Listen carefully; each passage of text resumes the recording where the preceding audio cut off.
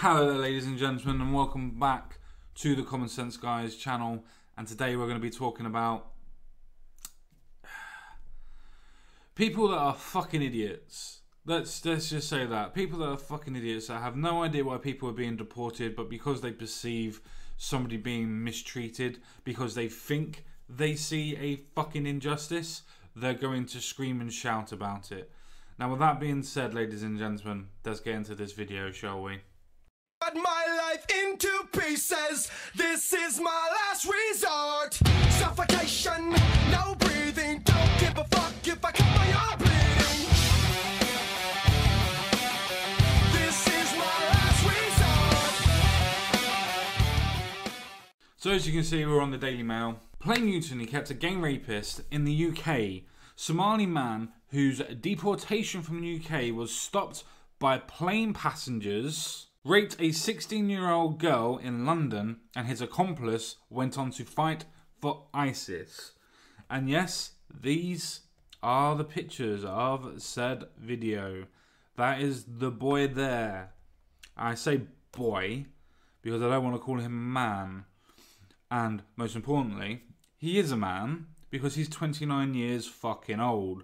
Don't let the picture look like he's a lot younger or anything else like that. He's 29 years old. So let's get into this actual story, shall we? Let's get into this shit show of people actually thinking that this was a good idea to stop people from getting fucking deported. So, a Somalian whose deportation from Britain was dramatically halted after airline passengers staged a mutiny demanding his release can be exposed today as a convicted gang rapist who's been kicked out of the country because of his sickening crime. We'll get to his sickening crime very fucking soon.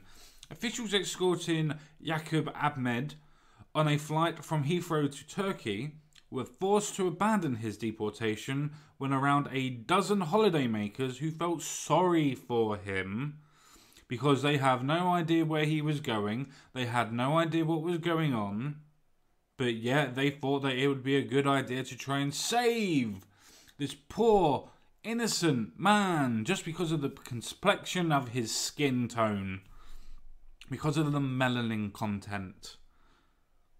That's the only reason why they decided to save him, because they were under the impression that the white man was being institutionally racist. When it had nothing to do with that, it had the perfect point of actually pointing out that this excuse of a man raped a 16-year-old girl with his buddies. Again, we'll get into that very, very shortly. So, at one stage during the astonishing episode, filmed on mobile phones, one traveller complained, "They're separating him from his family," even though he's a 29-year-old man. While others chanted, "Take him off the plane, because we want a convicted rapist in our country." When harassed security guards caved in and walked 29-year-old Ahmed off of the Turkish Airlines flight, he was seen thanking those on board for their support. As they cheered and applauded, one person was heard declaring, "You're a free man!" Woo! Woo! Your fucking incompetence has actually got, guess what? A convicted gang rapist reprieve to be able to get this person back into the country so that they can then be able to launch an appeal against their deportation, possibly then again launch an appeal against their own court case again and try and spend more of your tax monies, more of your tax in general, and then if generally they would actually have to then try and rebook him a ticket if none of this happened and waste more fucking money on it. This is very bad, people. Very fucking bad. Very bad indeed. So, going back, yes, that's the lovely little boy there. Lovely little lad, yes. The scene of them actually being happy and trying to get rid of him at that point in time. So let's have a read. Carry on, shall we? But the passengers who thought they were doing a good deed were unaware that the man they were defending had been sentenced to 9 years in jail for his part in a vicious gang rape of a teenage girl. And yet another member of his gang later fought for ISIS state in Syria. And yet the do-gooders that try to say that this is about freedom, this is about making sure that there isn't any sort of form of intolerance. What about that poor girl that got raped? What about the other people that were actually been able to prove that this was a actual gang rape, that it was actually coordinated, it was actually planned? And you, the progressive left, are more worried about a person's skin colour than what the content of their character is. Who are really the racist people here? Is it a case of me defending the right for the UK to be able to deport criminals that are at refugee status at the time, coming in and gang raping our own citizens and therefore should be deported? Or is it you thinking that because somebody is a particular colour, they can't do a particular thing? I wonder what way that way would go round. So today the Mail on Sunday can reveal how Ahmed and 3 other youths preyed on a 16-year-old stranger after she becomes separated from her friends during a night out in London's Leicester Square in August 2007 in a planned attack. They lured her back to a flat in Crouch End, North London, by pretending her friends were waiting for her there. Then gang raped her. The gang, aged between 18 and 20, were caught when neighbours heard the girls' cries for help and rang police. Thank God that they were able to do that. That the actual proper do-gooders actually did something to actually help somebody in a crisis, rather than perceiving somebody as a particular colour and thought that they were being oppressed by the white man. And yes, I am going to press that point throughout this video.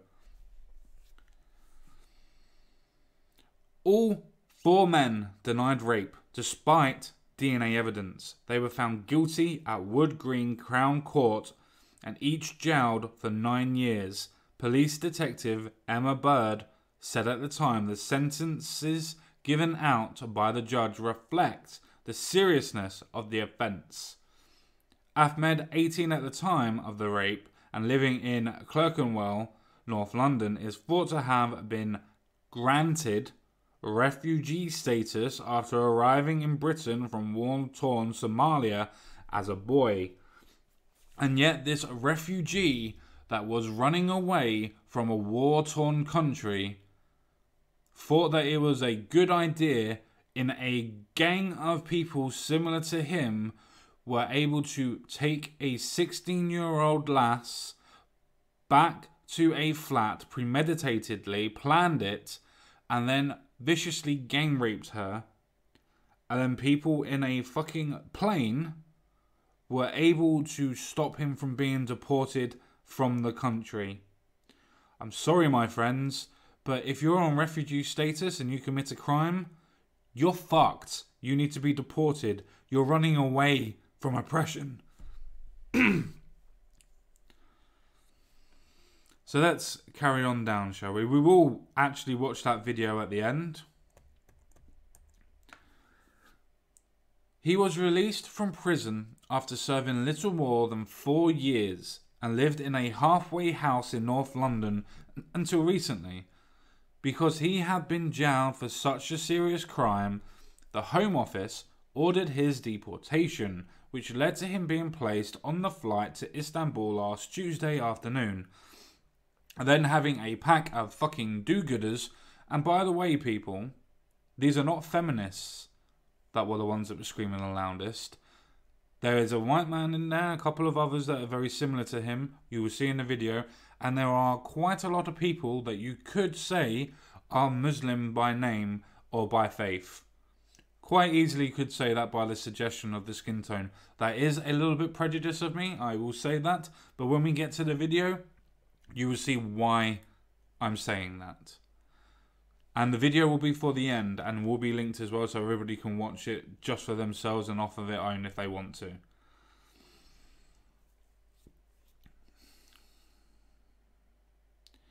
he received a temporary reprieve because of the impromptu intervention of passengers.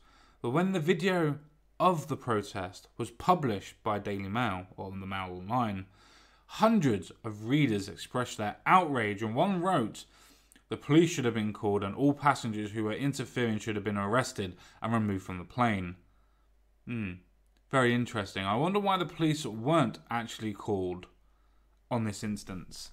I wonder why. Maybe it's to do with the demographic of people that were complaining, I suppose. Another user said, "Looked like a plane full of snowflakes." And a third pointed out, "Now it will cost a lot more money for the man to fly back on a private charter. Well done, silly, interfering, self-seeking, do-gooding idiots." And I second you, sir, on that one. Or madam, if it was a madam.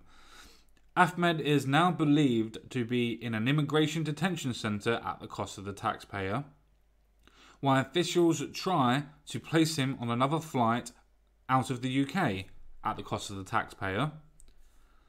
But this process could take months, particularly if his lawyers use his temporary reprieve as an opportunity to appeal against his deportation at the expense of the taxpayer.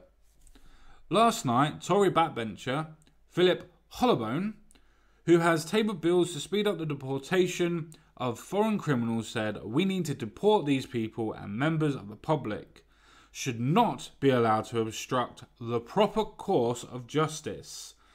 Officials accompanying the deportee need to react appropriately to passengers who do not know what is going on. To simply walk off in the face of passenger confusion is not good enough. And again, sir, I back you wholeheartedly in that notion." Harry Fletcher of the Victims' Rights Campaign said the deportation was clearly in the public interest. Sitting deportees in general passenger area of a plane is wrong and leads to this kind of informed protest. Or, in my personal opinion, people that are seeing a prisoner being deported probably shouldn't get fucking involved and should let people get on with it. At the end of the day, if they're not done on a passenger flight, as in cargo or something like that, or secondary or economy or whatever, then they're going to be put up in price, which means that it's more of a front to the taxpayer. It's not hard to work that one out, is it?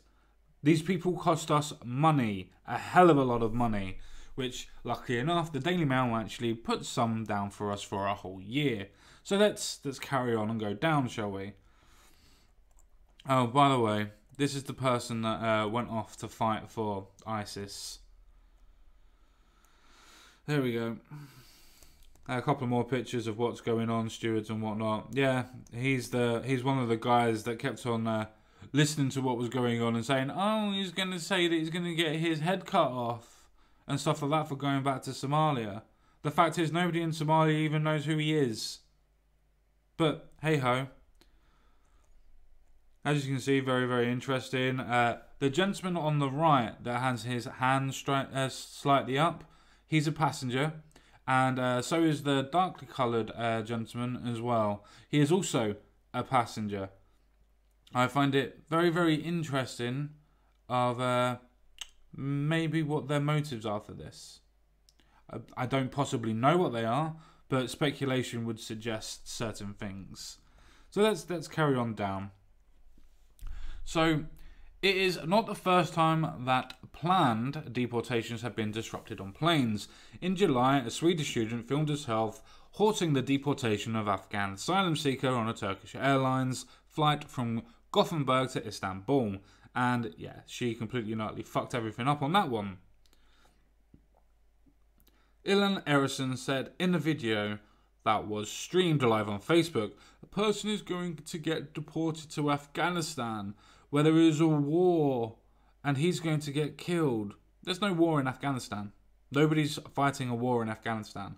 There's still Taliban remnants that would be after people that are not of the true faith and not of the true believers, but there's no war going on in Afghanistan. Then, in August, a Turkish Airlines pilot refused to take off from Heathrow after campaigners convinced him that the asylum seeker on the jet would face beheading from the Taliban if he was returned to Afghanistan. Interesting on that one. Virgin Airlines has stopped assisting the deportation of illegal immigrants after pressure from activists. Activists that have no fucking clue in what's going on. They just see refugees, they just see foreign peoples, and think that they are being oppressed for no goddamn fucking reason. And this is not the case. This is the case that generally they have been given refugee status, or they have been given migrant status, and they have broken the law, and in that instance, they are forced to be deported. Because guess what? That's the fucking law. The Home Office has previously spent millions of pounds a year chartering planes to fly failed asylum seekers and foreign national offenders to their home countries. Most commonly, Albanian, Pakistani, and Nigeria. But because of the cost of the flights, it now increasingly books seats on commercial services to save money, to make sure that the taxpayer is not footing the bill.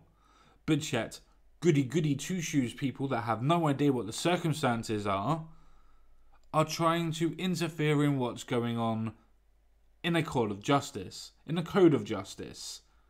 And they are directly responsible if these people get released for rapes and for whatever these people would commit as crimes again.